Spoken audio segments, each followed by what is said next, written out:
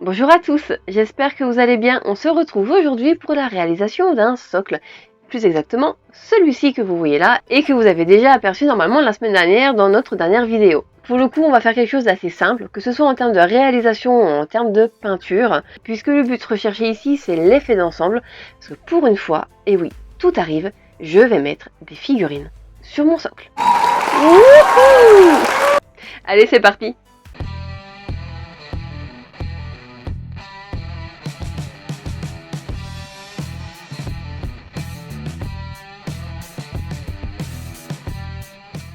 Pour commencer ce socle, je vais déjà venir découper un gabarit dans du carton. Mon gabarit, je vais donc lui donner la forme de l'arche que je veux réaliser. Alors vous allez me dire, mais oui, mais pourquoi un gabarit? Pourquoi t'as pas juste découpé toutes tes petites pierres une par une pour les assembler, pour former ton arche?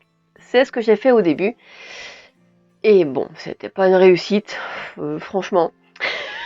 J'ai fait plusieurs essais, juste en les collant, en les tigeant les unes aux autres. Pourtant, j'avais bien découpé toutes les formes comme il fallait pour vraiment avoir une belle arche et tout, mais le résultat était pas du tout à la hauteur de ce que j'espérais. Donc du coup, j'ai essayé une autre méthode. J'ai essayé de découper mon arche entière à main levée. Bon, pour les deux côtés droit extérieur, ça va, puisqu'avec le guide de ma table de découpe, ça va tout seul. Pour le premier arrondi, c'est pareil, avec la table, nickel. Par contre, dès qu'il faut faire l'intérieur à main levée, c'était une cata. Donc du coup, j'ai préféré passer par la case gabarit pour être sûr d'avoir quelque chose d'à peu près parfait. Même si la perfection n'était pas du tout les faire chercher non plus, je voulais quand même quelque chose d'harmonieux, quelque chose de bien fait. Tant qu'à faire, autant pas faire les choses n'importe comment. C'est pour ça que j'en suis passée par la case du gabarit. Alors il est très basique, il va pas me resservir 50 fois. J'espère bientôt avoir de quoi faire de vrais bons gabarits, mais on en reparlera une autre fois. Alors étant donné qu'elle est d'une seule pièce, je vais pas pouvoir traiter mon morceau de polystyrène comme je le fais habituellement quand je fais des rochers. Vous avez l'habitude, je vous ai déjà montré plusieurs fois comment je faisais mes rochers en polystyrène.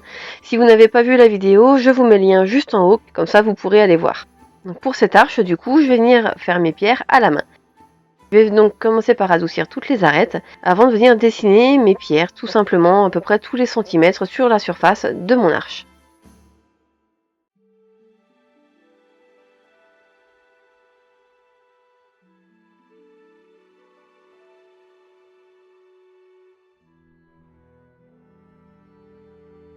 Une fois que ce sera fait, je vais me servir de cailloux pour imprimer leurs motifs sur mon polystyrène.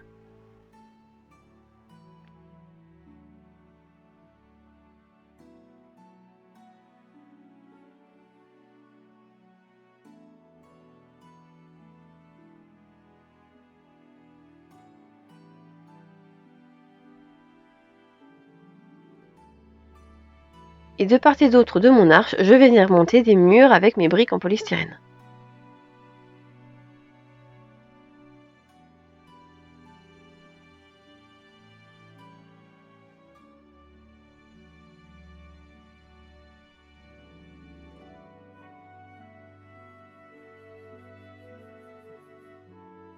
Je vais ensuite venir coller tout simplement du sable sur la surface restante du socle. On va bien laisser sécher tout ça et on va passer au sous-couchage. Donc pour le sous-couchage, attention, encore une fois, c'est du polystyrène, donc privilégiez plutôt un sous-couchage à l'aéro ou à la main si vous n'en avez pas. Évitez les bombes parce que les solvants qui sont contenus à l'intérieur vont avoir tendance à ronger le polystyrène. Voilà, donc maintenant s'attaquer à la peinture et je vais commencer par mes pierres.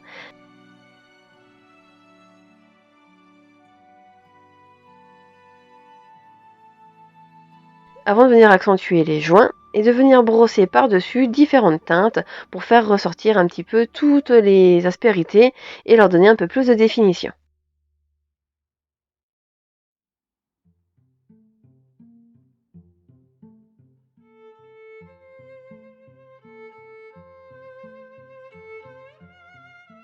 Je vais venir ensuite rajouter un petit morceau de liège sur le devant de mon arche qui servira de promontoire à l'une de mes figurines.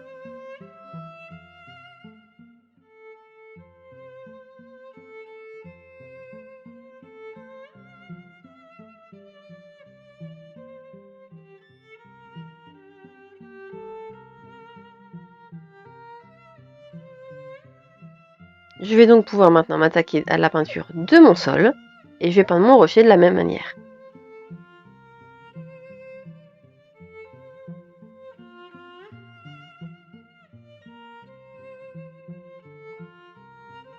Et là aussi, je vais venir appliquer différents brossages sur mon sable et sur mon rocher, dans des teintes assez claires, et en allant jusqu'au blanc pour apporter de la lumière.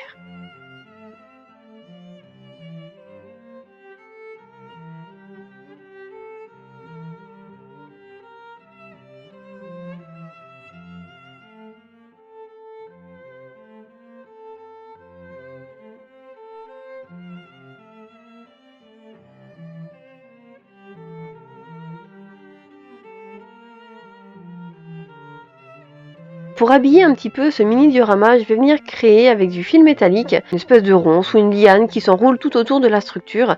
Alors c'est la même technique que celle que j'ai utilisée pour le socle cerisier japonais. Donc là encore, si vous ne l'avez pas vu, je vous mets le lien en haut.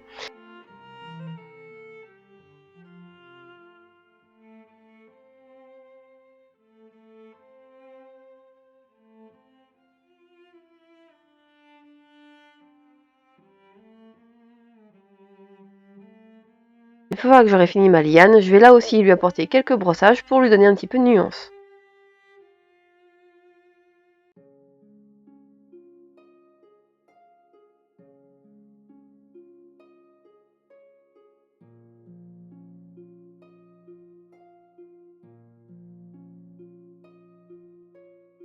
Et je vais ensuite la coller tout simplement contre mes pierres.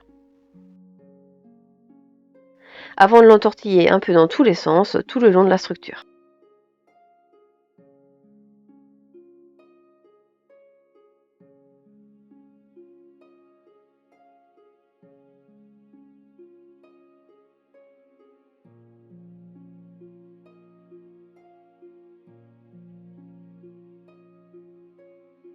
Et je vais apporter une dernière petite touche de lumière sur ma liane.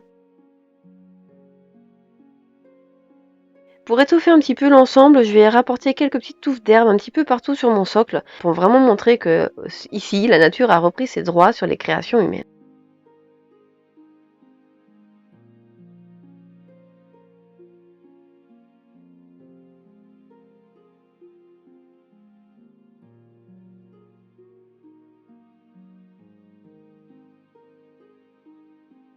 Et pour apporter une petite touche de douceur et de poésie, je vais venir créer des petites fleurs en papier crépon.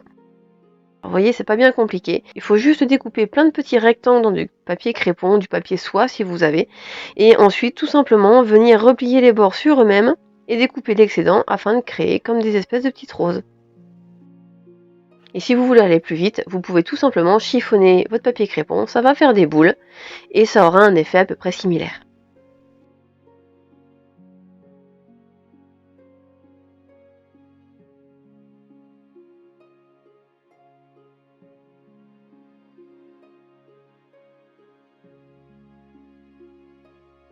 Et voilà ce petit socle diorama complètement terminé.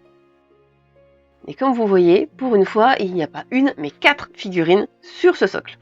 Alors ça m'arrive de temps en temps, faut être honnête, hein. Alors depuis qu'on a la chaîne, j'ai dû faire quand même peut-être 2 ou 3 socles sur lesquels j'ai collé des figurines. C'est pas la majorité des cas, je vous l'accorde. Donc pour une fois, au lieu de n'en mettre qu'une, j'en ai décidé d'en mettre plusieurs. Et je vais même vous dire, c'est le premier socle, pour être tout à fait honnête, que je réalise en me disant, là, je vais y mettre quelque chose dessus, je vais pas le laisser tout nu. D'habitude, quand je réalise des socles, je les fais vraiment pour qu'ils restent en tant que socle. D'ailleurs, vous les voyez hein, derrière nous dans les vidéos. Tous ceux que je réalise pour la chaîne, ils restent tels quels. 9 fois sur 10, je n'y pose rien dessus et ils vont, je pense, rester toute leur vie à l'état de socle vide. Donc là, c'est vraiment quand même le tout premier que je réalise dans l'optique de l'habiller, même si au final, du coup, ça le rend complètement injouable, puisque bon, il y a quand même 4 figurines dessus. Mais ça, de toute façon, c'est pas grave parce que pour l'instant, jouer, c'est un petit peu illusoire. Tant que les enfants n'auront pas grandi, je pense qu'on ne pourra pas se refaire de partie de toute façon. Alors j'espère que cette vidéo vous a plu. Merci à tous de l'avoir regardée. Merci à tous pour votre soutien, pour vos likes, pour vos commentaires et pour vos partages. Merci à tous d'avoir regardé cette vidéo et à la semaine prochaine.